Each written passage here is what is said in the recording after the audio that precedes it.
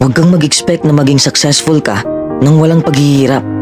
Remember this, true success comes from endurance and perseverance. Kung madali lang maging successful sa buhay, edi sana'y successful na tayong lahat, di ba? Huwag mong iasa sa swerte ang buhay mo. Invent opportunity and embrace your failures. Maraming taong hihila sa'yo pababa, pero huwag kang magpapahila sa kanila. Huwag kang makinig sa mga taong toxic. Oo, mapapagod ka sa iyong paglalakbay. Dadaanan mo ang mahihirap na sitwasyon. Darating ka sa punto na mawawalan ka na ng ganang gawin ang passion mo at mabibigo ka.